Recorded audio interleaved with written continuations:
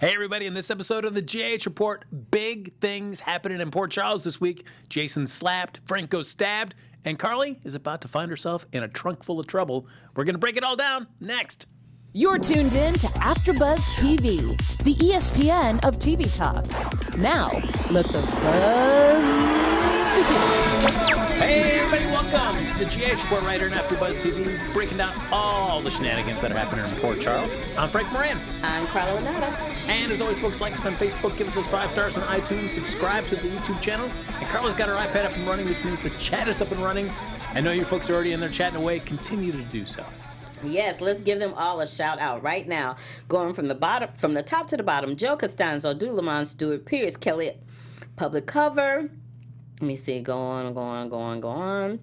Tam Smith, WTR Swoops. I think that's how you pronounce it. Rena Sheen, Dolores Leach, Susan Russo, who told us about Nancy Lee Brown's penthouse party a couple weeks ago. She said that was pretty cool. Thank you for sharing that.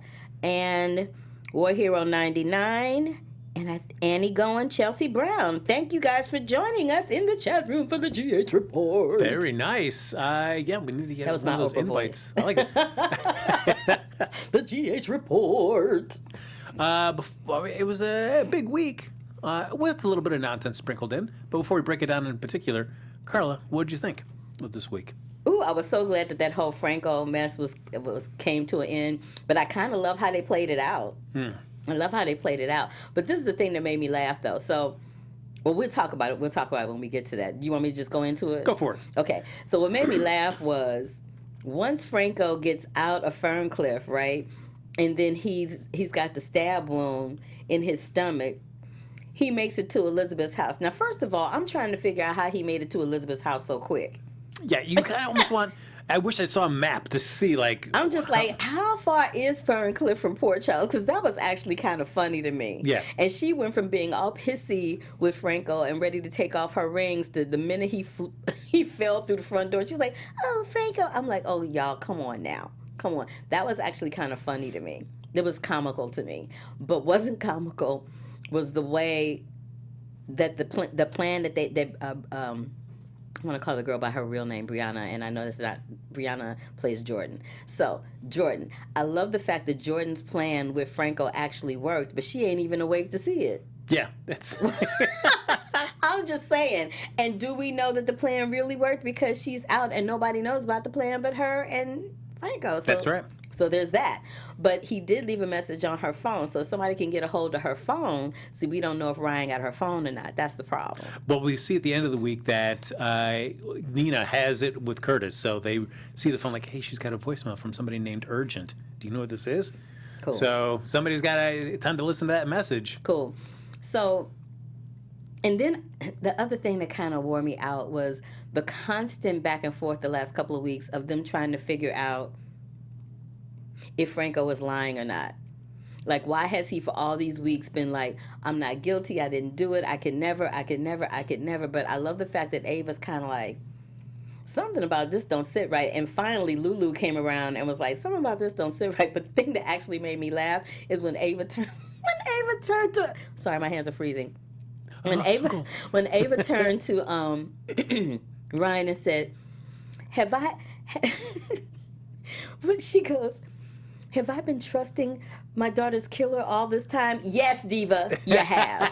And you about to marry him, and you've been sucking his face, too. So there's that. I'm just saying.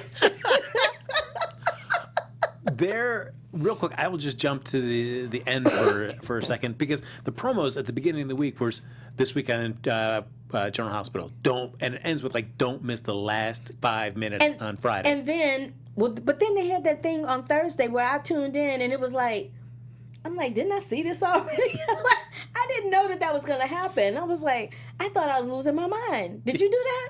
Yeah, it's because the last 5 minutes, it's and it starts off a little bit before with Ava and Carly in the hospital, and she's leaving. She gets in the elevator and takes off downstairs to go meet Kevin / Ryan to head off and go get married at Niagara Falls. But by the end of the episode, which is just a couple minutes later, Carly beats Ava to to the Ryan's garage. car. Like, how did did Carly that know happen? where she was going? Baby, when he pulls that trunk down and Carly is standing behind him, I'm like, oh, Carly, girl, you have done it now. He about to take you out. Yeah. There's no way he's going to there's no way he's going to talk you off the ledge this time. You are out of there. It's that scene made the pacing of that scene and how people are getting to each location. Like, how does she beat Ava to that? Like, that seems impossible to me because Franco, agree with Mac you. and Felicia are right there too, and they're having a moment with Carly while Ava is cruising down that elevator. I agree with you. So, like- it's just like Franco leaving Ferncliff. It's the same situation. I was like, what is happening right now? I don't understand. It was cool to see Franco get away and have a piece of information. I'm glad they didn't drag that out though, because they could have dragged that out for a whole another 2 weeks. I'm just saying. Yeah. What I thought was a little bit of cheese was when Franco gets his cell phone out and calls Jordan, and then they go into a slow mo as he says, like, the killer's really, yeah. I'm like, okay, we got it. Okay. And then, but I knew as soon as he got to Elizabeth, I knew he would never say the words, Brian is posing as Kevin. He would never say that. All he would say is, the killer's Ryan Chamberlain. And sure enough, that's all he said. So it gives perfect enough time for Elizabeth to say, And she's like, he's dead. What are you talking about? yeah, I'm like, right. The important detail is Kevin is really Ryan. That's the detail. But you won't say that little bit. Oh, I'm like, come on. I mean, I know it's going to get revealed soon enough, but I'm just like, say the most important, you're stabbed. Say the most important piece of information right there. Don't beat around the bush. Don't try to like, oh, I got to lead up to it. No. I would, if I was me, that was the only thing I'd be saying. Kevin's really Ryan. Kevin's really Ryan. So to get back earlier, as we were talking about Franco and this whole stuff, let's start with the Invader streaming live interview with Franco. That was so corny. it was. First of all, I think somebody in the chat room said this a couple of weeks ago when we were doing the show. Is Lulu the only reporter in Port Charles? Now, how's she gonna be the person that's attacked allegedly by Franco, right? Yeah. Franco allegedly killed her. Then you're gonna go up in the prison and child, please. I was like, y'all have lost me on this one. And I just want to know, in terms of the streaming, you're streaming it on the Invader's website. So how? But they seem to have a lot of like commercial breaks, Right? and they were so fast. Like, we stream here all the time. We don't have no commercial breaks. Yeah. Like, I'm like, what is going on? I'm like, okay, somebody clearly doesn't know what live streaming is over at ABC, because I'm just saying that was corny. That was corny down. And I was just like, what is happening right now? And then I love the fact that every once in a while, people would catch Ryan smiling or finding glee in all of this. And I love how when they were watching this live stream in, what is Julian's bar's name? Oh, Charlie's. Charlie's. When they were sitting in Charlie's watching the live stream, and Julian kept trying to get Ava to not watch it, and Kevin was like, no, she needs to see this. I was like, no, she don't. She don't need to see that. It also is like, so Charlie's got he's got his TV set up to stream the web, because I'm thinking, like, how often do I go into bars and they're playing something that's streaming live on the web? More often you're just playing something from television, various cable networks. Very rarely have I ever been in any kind of establishment that is like, yeah, I'm streaming this live on the web. Like, what? All right, sure, we'll do And that. I love how everybody was streaming it. Yes. I love how everybody just dropped what they were doing to stream it. But I will tell you that I was watching Julian like a hawk with that remote to see when he was muting it and when he wasn't, because I was like, is he really? And sure enough, at times I thought, like, I caught him. Like, nope, but they showed it slyly in the background, him turning things off and off. So, Yeah, I caught that too with the remote, because I'm like, what's he doing with this remote? I'm like, what's happening with him and this remote? and I would imagine if I was somebody that was not Ava and I was just another patron at Charlie's, I'd be like, hey, dude, do you mind keeping this on? Why do you keep muting it and stopping it? I mean, I'm trying to watch this too. Yeah, it was kind of disturbing. And then what was also disturbing was Scotty telling her, you shouldn't be marrying Kevin. You running into this too soon. And I'm just like, since when did you become the person for relationship advice? There was There were a lot of things Yeah. like that going on. And I was just like, and then there was the moment that happened not too long ago with, what's the child's name? Nina's daughter. Oh, Sasha. There was a moment with Sasha where she looked like she was going to fess up for a second, and then she kind of did. I'm just like, okay, y'all. Yeah. I'm like, what's happening? Because I feel like there was like time, like a couple months ago, where Scotty and Ava had a scene where they're talking about Kevin, and Ava had said like, you had your chance, Scott, and I mean, She did say that. I Yeah. remember her saying that. I'm like, really? You wanted to hook up with Scott Baldwin? I didn't see that coming. neither did I. Because I mean, you always saw like there was certainly a friendship there, but I But always not felt like that. I always felt like Ava was like pumping the brakes in terms of Scotty. Yeah, she likes the bad boys. Scotty's not a bad boy. Scotty is a bad boy wannabe. He's not a Do bad you boy. think when though. all this goes south and everything happens, do you think that this is an opportunity for Scotty and Ava to get together? Oh hell no. Because I don't see who else Ava No, could get together but with. one of two things is going to happen when this Ryan thing has its resolution. She's either going to fall into Scotty's arms for support because there's nobody left in Port Charles for her to get support from in terms of men. She's either going to fall into his arms for support, or that's going to be the beginning of them getting her off of the show. Hopefully that's not the case. Because hopefully it's not either, because I love watching Mara West on GH, but I just can't see how they're going to create anything else for her at this point. No, that's true. I mean, where you kind of feel like, wow, what else do we do with this character at this point? Yeah, I mean, they could all. She's a brilliant actress, so I'm sure they could find something. But in my opinion, it wouldn't be anything that the fans of the show would be looking at without one eye open. Like, okay, wait a minute, what's that? Why are we doing that? I would totally be down for if they wanted to give Ken Shriner some more screen time and really pumped up a Scotty and Ava kind of deal. I'd be down for that. I'd love to see more Scotty. I don't know if I want to see more Scotty, but I definitely like watching Ava. She's very entertaining to me. I love whenever she's on the screen. Let's switch gears and talk about this whole Sonny, Carly, and Carly being pregnant thing.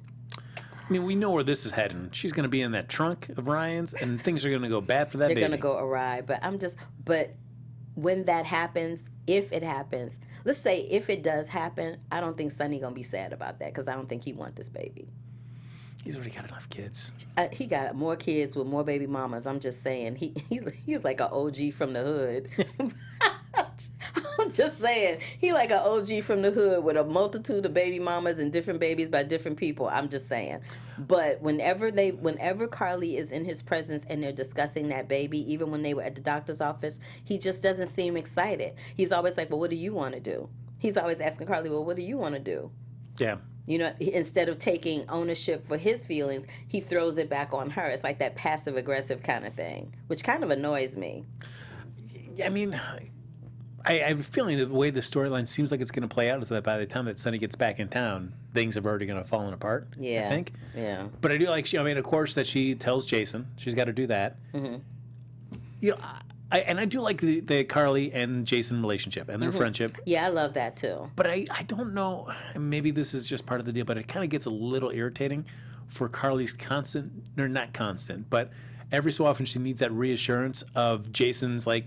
She's insecure though. Like, why? Like, what more does Jason have to say or do? Like, he has proved a million times over that he is right there with Carly. This is true, but everybody, not me, or maybe me, but everybody has that friend. Everybody has that one person in their life that when things are good or when things are bad, there's that one person that you go to all the time, no matter what. And you might be getting on their nerves, but that's your person. Like, that's your person that you go to. And for Carly, Jason is her person. That's the person she goes to no matter what. The thing that does irritate me about Carly's relationship with Jason, though, is that a lot of times everything is all about her. And then when he's having a crisis, sometimes she has a tendency to dismiss it unless it has something to do with Sam.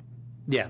Well, because like for this, it was Anna comes in and talks to Jason a little bit. And that's when you see Carly start to feel like those twinges of jealousy. And it's like, well, I know you guys got really, really close. And it's like, why, Carly, relax. You know Jason is your guy. Why do you, when Carly gets in those moments and she feels like that, I was like, why do you feel like that? You don't need to. Maybe her baby hormones are out of whack right now. Like, Maybe. Let's just put it on that. But that's when Carly irritates me, or in those moments when she has to feel like, where Jason has to say, no, you're my best friend, or like, oh God, okay, whatever. Thanks, Carly. So, Chartreuse Owl, welcome Chartreuse Owl, said they could bring Ava back as another character. Hell, Ava pretended to be Denise for months. Mara West can pull off whatever they give her. You right about that. Look, I am not throwing shade on Mara West. I love me some Mara West. That is my girl. I love her playing Ava. I don't think anybody else. I think they've had somebody else play Ava on the show, but nobody's done it like her. Like she gives Ava a whole nother level, a whole nother layer that is just deliciously deviant to watch. It'll be interesting because, I mean, there's certainly going to be stuff for her, Brett, in the immediate aftermath of everything coming out with Ryan. There's going to be a lot of meaty stuff for her to work with. But after that, once that kind of wraps up, you're right. I'm very curious to see what they have next. Well, Dolores Leach says, so what if Ava went after the new shrink in town? That actually could be interesting. Because then her and Alexis would have, she's had a thing with everybody in town except for, she hasn't had it out with Alexis just yet. Not like that. A little bit with Julian, where Julian was concerned, but not like full throttle. Yeah. If she goes after that new shrink, Alexa's going to feel some kind of way, and it's going to be shenanigans. It'll be consequences and repercussions for sure. I wonder how that would feel for, would Ava be willing to talk to another therapist, or would she feel like, I just don't want to talk to a therapist right now because the last one was such a, Look, when she realizes that the therapist that she was talking to was that looked exactly like the serial killer who was pretending to be the therapist that she was talking to, that she thought she was falling in love with and marrying, I'm sure homegirl will be open to anything that don't look like Kevin or Ryan Chamberlain. I'm Very just true. saying. That's how I would be approaching that. I'd be like, I need to not see anything that looks closely resembling him ever again in life. Well, we get a little bit of Alexis and the new shrink chatting there. And he kind of says like, oh yeah, maybe it's what you're seeing is a reflection of yourself. You want to see somebody that's, he asks Alexis, how are you dangerous? I remember him saying that, and then the music was like, dun, dun, dun. I was like, oh no, because it truly went to a commercial after that. I was like, oh, y'all are doing me like that right now. She's dangerous because she's a Cassadine. That's right. And she's killed a man. Thank you. I'm here all week. She's a Cassadine, so she can walk around being saccharine sweet because she's got Christina and Molly and Sam as daughters, and she's trying to, give this ruse of I'm the loving, caring mom, but at the end of the day, she's still a Cassadine. And Cassadines got shenanigans. I'm just saying, they all got shenanigans. Yeah, that's true. I'm curious to see where the storyline's going to go. Me too. So to get back to Jason, we do have that Dawn of Day garbage, and we had from last week when Shiloh kind of busts Jason because he goes blind.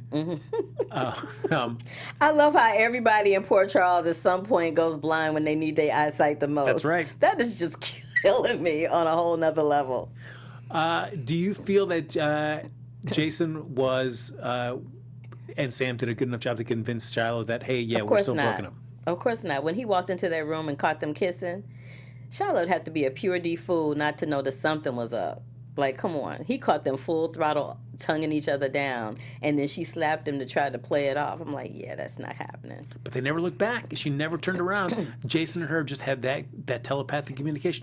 Just the squeeze on the arm was enough. But they're going to get caught eventually because they keep, every time they think there's nobody around, they try to squeeze in a kiss or a hug or something, like when they were on the docks and they were kissing around. He was like, here, let me help you, and then swung her around the corner and kissed her. I'm like, y'all gonna get caught. Keep it up.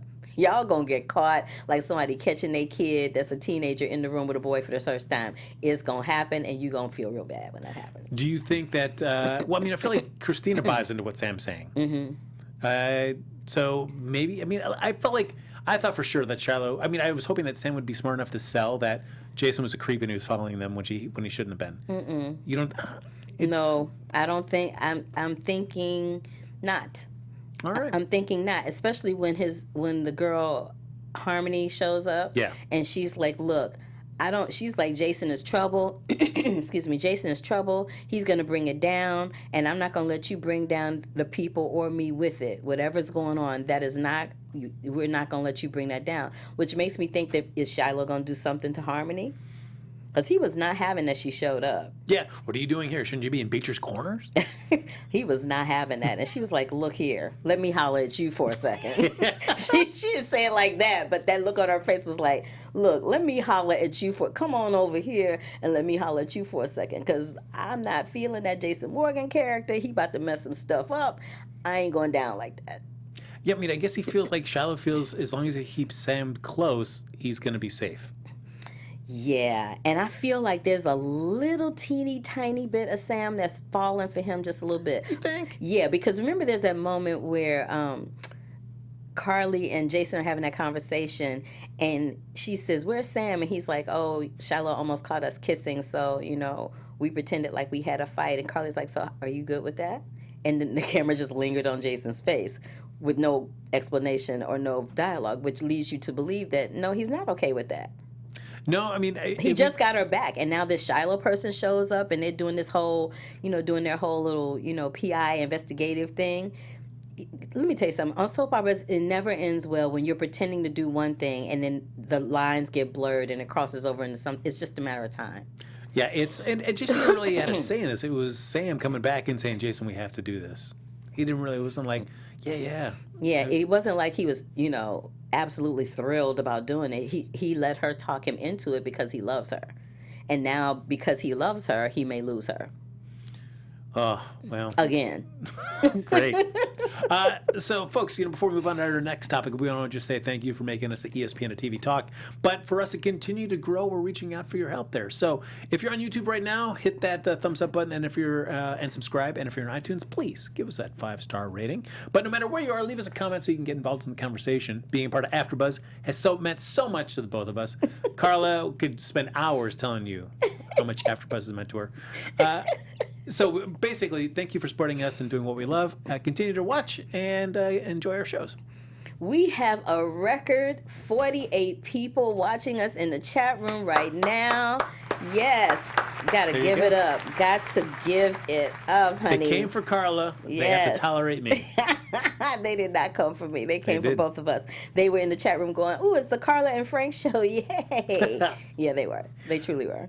What I kind of liked this week was to see two characters that have been kind of more like people I don't want to say selfish, but have been more focused on themselves, understandably so. You say Drew and Nina. Yeah. That certainly Drew with everything that's going on with Oscar, and then Nina with the whole Valentine kind of drama. They've been pretty much, I don't want to say selfish, but thinking more of themselves because they do have issues going up. And have always had Curtis or Liz or helping out and supporting. It was nice to see the tables turn. Yeah, it was nice to see Nina come and be there for Curtis as Jordan was, getting that kidney taken out. And I was just like, wow, that must be hard for him. You know what? My favorite scene of the whole week was the scene where Aunt Stella went to Jordan's room and she was sitting by the bedside admitting that she was being a butthead. Yeah. I kind of love that, but I really wish that Jordan was awake to hear it. Like, is she going to tell her that when she comes to? I hope so. Probably not, maybe. I mean, I feel like those bedtime scenes or the hospital bed scenes are always perfect for that character to really let it out. So you as a viewer always know, like, she says that she's mad at her, but we knew deep down that she likes her. Well, we knew that. Yeah. And then I love the fact that Curtis just happened to overhear because he kind of knew all along that she had a soft spot in her heart, but... And then I will say he's sitting there in the white let me tell you something. I was fine. Like, oh, he was fine while he was like wondering about the future of his wife. You better be like, he looked fine. I was like, he's looking a little tasty right now. I'm like, I might have to get in my car and go on over to Prospect Studios where they shoot General Hospital because of her. He was, and he had the scruffiness. I was like, oh, well, okay now. There you go. I was like, oh, okay. It's a little, I just had to stop talking before my face and my nose gonna turn red, and that's not gonna be cute. It's my nose is already red, I feel. I mean, I feel like this accident that happened to Jordan would have to be bad enough to keep her incapacitated because she can't know about what's going on with Franco and the Ryan stuff. Yeah. But to have to lose one kidney and also be needing a kidney transplant for the other one. Whew, I was surprised they went. I thought it was just going to be one of those, she may have to lose the kidneys, but turns out, no, she's going to be fine at the end. Mm-hmm. But she's still incapacitated enough that she's not going to be able to help out with the Ryan stuff. And you know what else I loved about the whole kidney storyline is when she was going through it, her son was having a moment, and Molly was kind of there for him, saying, I always liked your mom. She was always cool to me, and you're strong like she is. Like, I love, because Molly's another one. Usually she be whining and crying about something too. It was nice again to see the tables turn and see her be there for somebody else other than worrying about herself or her mom or whatever. Yeah. I will be curious to see how this Jordan situation plays out in terms of like her as a character dealing with this kind of medical condition that she would have now. It's going to be interesting because she's the chief of police, so that's going to adversely affect how the PCPD is run and who's going to take over. Chase is like Keystone Cops all by himself. He really is like I cannot with him. When he was going around constantly, have you heard from the mayor? Have you heard from the That's mayor? what I'm saying. Keystone Cop all by himself. He's just like, I'm like, dude, you a police officer. Like, it's your job to figure out where somebody is when they missing. Like, I cannot with him. He's just, he's a lot. When they go into Liz's place to get Franco, and did he say anything? What did he say? Like, oh, he said it was Ryan Chamberlain. He must be hallucinating from the loss of blood. And then it just stays on Chase as Liz leaves, and it's like, oh, maybe it's a dead man. I cannot. Like, oh, all right. Cannot. Kelly Public Cover was like, she was curious why Margot had a Dawn of Day book in her bag because she was talking to Shiloh oversharing. That's why. Yeah. She had a moment with Shiloh where she was oversharing about, and I don't believe she mentioned any names, but it seemed like she was talking about how she had the flash drive of Drew and Jason about their identity and how she kept that from him and how she really liked him, but she screwed up and she just overshared. Like, I was like, girl, why are you telling a complete stranger all your business? Like, why are you doing that? Well, how is she to know that the person that she's sharing with also has nefarious plans that involve that individual not knowing their past? Yeah, it was a lot.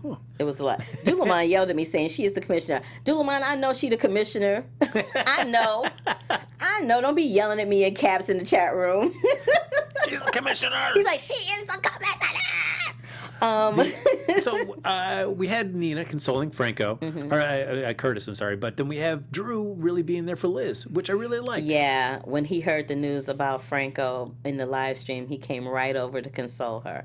That was kind of nice. That was a nice moment, too.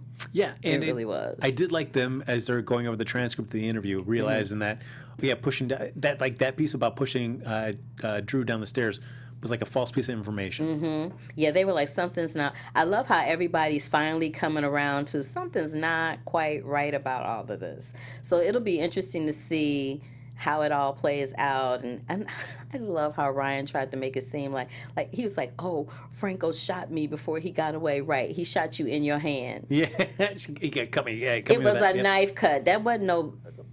Really? Did we forget that you cut your hand with a knife? I cannot with that right there. I'm like, y'all is missing some details. It's kind of getting on my nerves. They were bringing up Julamon brings up in the chat room, among other people, talking about Trina in the Oscar storyline. The little black girl that's on there. She is the daughter of a friend of mine that was in Lion King with me. Oh, nice. Sonia. That's Sonia's daughter. Sonia, in one of my feeds on one of my social media platforms, was like, my daughter's going to be on General Hospital. I thought her daughter was going to be a day player. I didn't realize Homegirl was recurring. I'm like, well, all right. That's great. All right. And she's really good. Yeah, I mean, speaking of somebody that is not coming around to Franco, and that's Cameron. So he's sitting there. Cameron he was on one. That scene where he goes in on his mother, calling her stupid. Yeah. I'm like, dude, let me tell you something. If that was me talking to my mother, it wouldn't have mattered what age I was. My mother would have hauled off and slapped my face into another century. Yeah. Like, straight up. Claudette, don't play. She would have smacked me into another century. The fact that Elizabeth actually stood there and took that, Yeah. She better than. Well, give it up for Drew. He tried to intercede as well. But Cameron's not having it, so he's hanging out with Oscar and Jocelyn and Trina. And they're planning this little getaway to Niagara Falls, which is not going to end well. No, because Ryan is headed there with Ava. So there you have that. We've talked about this road trip too many times to think like it's going to end terribly. Yeah, I don't even know how I feel about all of that, to tell you the truth. Because we know it's going to go bad for Oscar, for sure. No matter what happens, Oscar's going to be one Something's that's going to happen, yeah. right? Something's going to happen with Oscar. He's going to have, one of his episodes or whatever. I just think that's way too far for him to be going with some other kids. And I can't remember. I think it was Carly who said she didn't feel good about them making that trip. Yeah. I don't feel good about them making that trip either. I'm like, somebody needs to put their foot down and put the kibosh on that. That does not need to happen. Well, I feel like Cameron is feeling so angry at Elizabeth. That He's like, he wants to bounce. I'm just going to do it. And who cares if she's mad at me because she's married a serial killer. So I can take this car. Ooh, let me tell you something. I remember, I was just telling somebody this the other day. I remember when I was in high school, my mother told me once that I didn't have a curfew. And I said, why? Because all my other friends had curfews. They either had to be in at 10 or 12. And my mother said, I trust that you have enough common sense to know when to come home. So when I was a senior, I didn't come home this one night after like some senior party, like one of a million senior parties that they had at my high school in St. Louis. I came home this one morning, rather, at like 6 in the morning, and my mother was walking out the door to go to her job as a nurse. And she stood out on that front porch and she just looked at me and I was like, what? You said I didn't have a curfew? And she was like, and I also said that I trusted you to have enough common sense to know when to come home. I'm like, you said I didn't have a curfew. This is the one and only time I did it, and I'm the oldest. Really? She's like, she gave me no love. She gave me no eye contact. She went in her car and went to work and said nothing to me. And that is the worst thing a parent can ever do. Because I'd rather they say something and just let you have it than say nothing. But I say all of that to say that I had that Cameron moment with my mama, too. My mama had to go to work. Otherwise, she would have knocked me into the next millennium. I'm just saying. She wouldn't have cared. Now, say you're Jocelyn, because Carly's already put the kibosh on this road trip, but did say, you know what, Sonny and I will drive you there. Right. And we could do that. If you were in Jocelyn's position, would you say yes to that option? Hell no. No. Jocelyn, no. She trying to have some me time with Oscar. How you gonna do that with your parents lurking in the background? No, that's not gonna happen. I would love to see just Sonny and Carly like hanging out in Niagara Falls. Yeah. Oscar and Jocelyn running around. I cannot. That is so not going to happen. So not going to happen. I just cannot. I cannot. Now, speaking of Sonny, he is out of town. He is on the search for Dante. He's gone on his own. He's left Jason behind. He wants to do this on his own. We know that's not not going to end well either. But I mean, Robert's given us some information, so we're going to figure. I'm sure Robert's going to play some part in trying to save the day for that. Yeah. But what I did like is seeing Robert and Peter's scenes, where really butting heads. Yeah, he was like, "You're a liar. You didn't tell the truth." He just went in. He's like, "Yeah, eat your last meal before you go to jail." I was like, "Ooh, no." When he said that, I was like, "Ooh, Robert, you kind of salty. What's happening?" Yeah, I was curious because the idea that they wanted. Peter said they had information about patients 1 through 5 since Jason was patient number 6. And so I thought, like, okay, Peter... I'm glad you can keep up with the patient numbers, because I'm like, when they start talking patient number 4, 5, 6, 1, 2, I'm like, who are you talking about? I'm like, I don't understand. I can't keep up. But I thought every time after the revelation that Heinrich was Peter, and everything that happened, like, Peter was pretty much above board about how he was interacting. If he said that, Griffin, I'm not going to say anybody that you had run a test, about my paternity before anything else. So, and he kept his word about all that stuff. So when he had told them back then that he had information about patients 1 through 5, I thought it was going to be on the up and up. To have then this scene where they're there in the Metro Court with Anna and Robert and Peter, and he's like, "Oh no, I lied about that." I'm like, oh, all right. It's kind of a bummer. Like, I felt like they just took the wind out of that whole storyline for a moment. Well, they kind of seem to do that with his storylines. They kind of bounce back and forth sometimes, depending on, like, remember how much they were bouncing back and forth between whether or not they were going to hook him up with Maxie or not? Yeah. With his storyline, there seems to be a lot of bouncing back and forth as to what to do with him now that whole Heinrich Faison storyline has played out. So I think they're really grasping, because he's a great character and he's a really wonderful actor, Wes is. And I think the writers over at GH are really just trying to get a feel for what to do with him next. That's what it feels like. Yeah, because when you see Robert kind of say, like, when you revert to form, I want to make sure that my loved ones are away, and so that the only one that's damaged by you imploding is yourself. And it made me think, like, wow, is that a direction where we're going to see Peter kind of crumble and kind of resort back to more of his father's kind of tendencies? He might fall back into that, because there was that one moment that he had with Robert, where Robert came for him, and he got that icy cold look that he had on his face when he was, tapped into that Heinrich Faison persona. That persona kind of popped back, but it popped back with a little bit more verve this time. And then Robert was like, oh, there he is. There's Heinrich. And I'm like, ooh, he's going to provoke him to do something really crazy, I feel like. Yeah. I do like how Robert just really hates the guy. He can't stand him, but he's always poking at him. He's always instigating some type of dialogue, some type of sentence to get him to pop off. He's just always goading him all the time. Because there was that distinction that he made between him and Faison. It's like Faison was upfront about who and what he was, but you tried to pretend to be something other than what you really He's right, underneath. though. He's you think right. so? Yeah, he's right. Like, that DNA of Faison is very, very strong. It's very strong. You can't just ignore that.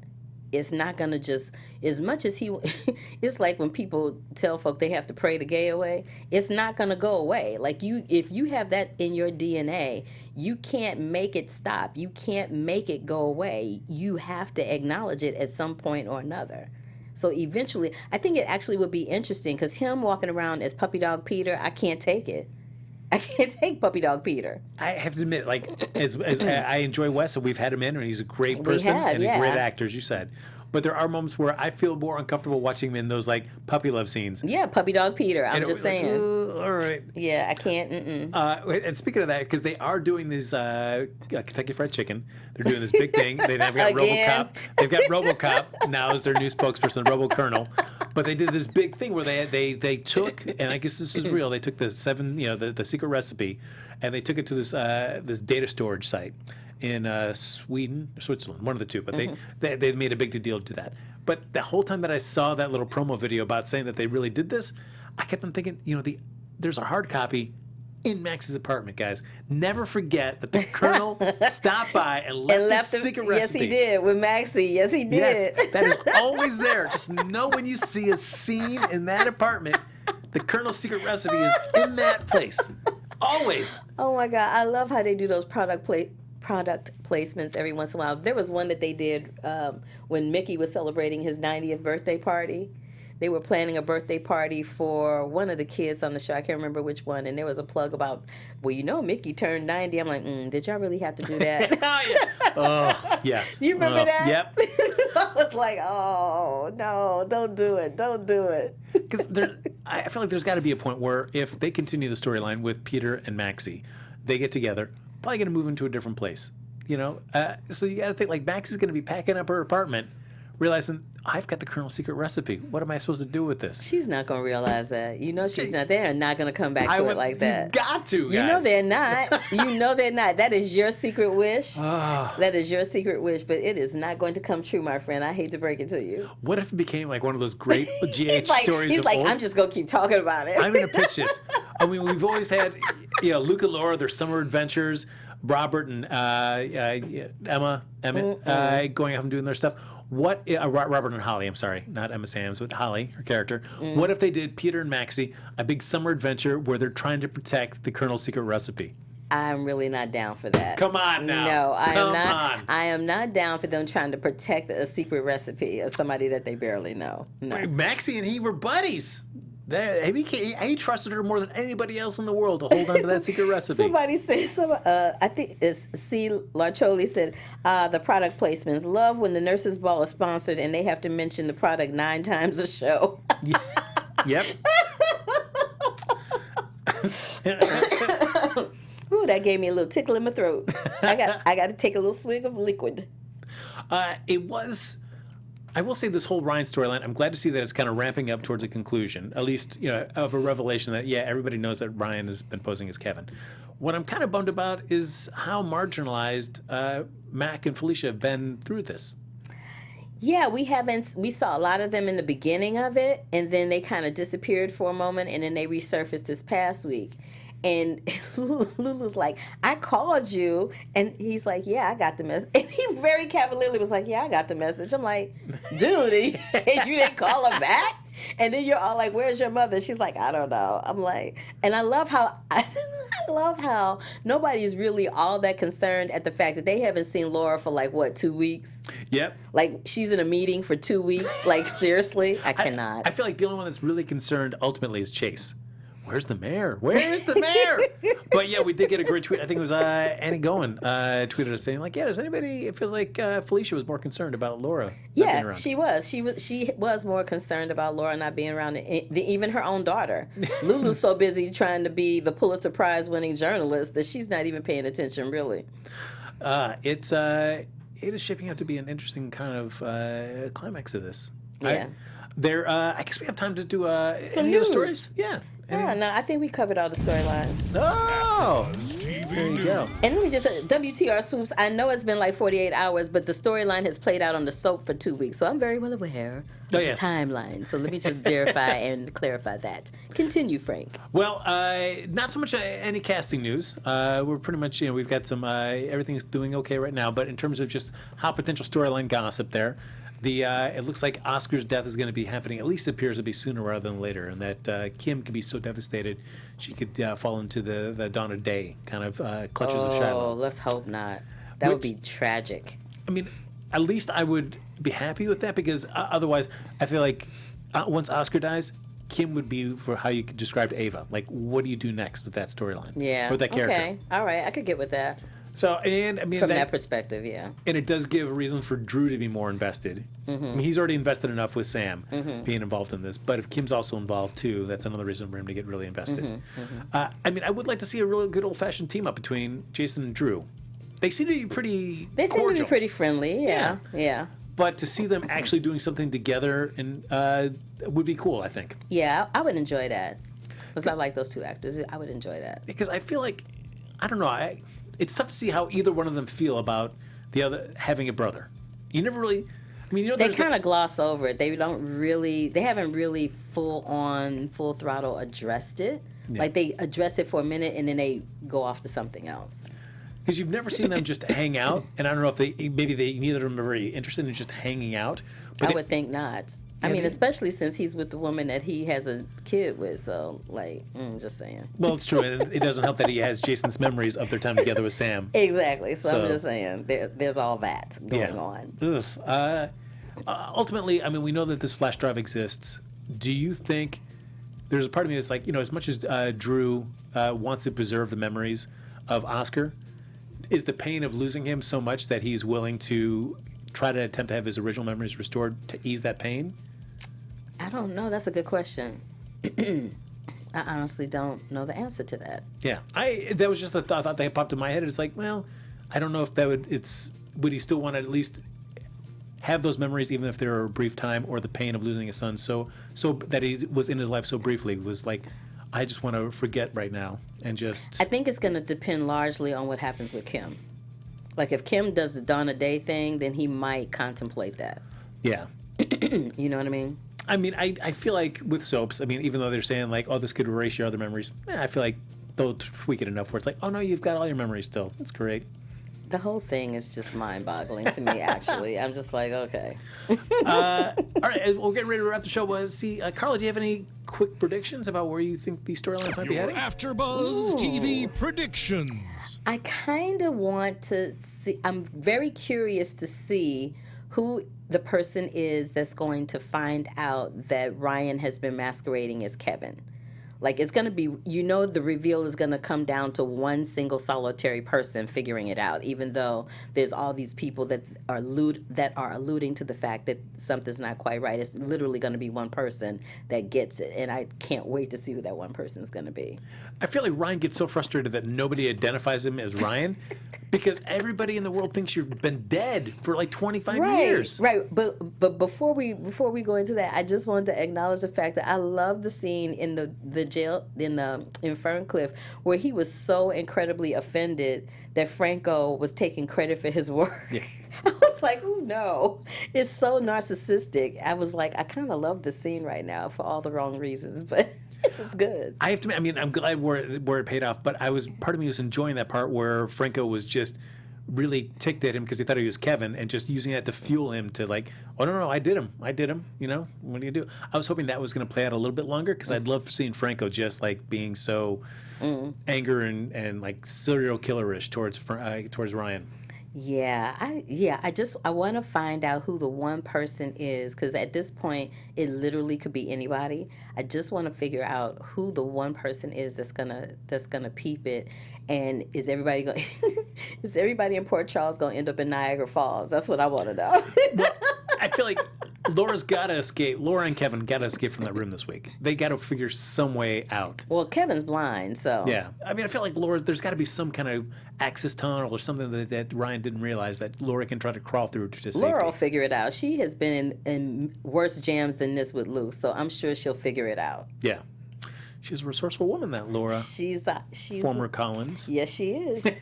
She's that chick. That's right. Well, ladies and gentlemen, that's going to do it for this episode of the GH Report. We reunited, and it felt so good to be able to do this with Carla. As always, folks, like us on Facebook, give us those 5 stars on iTunes, subscribe to the YouTube channel, and thank you, everybody, for hopping in the chat. Carla, I appreciated all your thoughts and comments, even when you shouted her out about Jordan being the police commissioner. But if you want to stay in touch with us even after the show's over, Carla, where can they find you? You guys can find me across all social media platforms at The Curvy Critic. You can also find me over at BHL every Sunday right before the GH Report at 5 o'clock with The Curvy Film Critic with Carla Renata. Come find out about some movies, y'all. I know y'all love GH, but find out about some movies. And, of course, you can always find me here with Frank every Sunday at 6. There you go, the least favorite part of her week. That is not true. Follow me on Twitter and Instagram, folks, at Abigail Jackie. Folks, we'll see you back here next Sunday night for an all-new episode of the GH Report right here on AfterBuzz TV. Bye.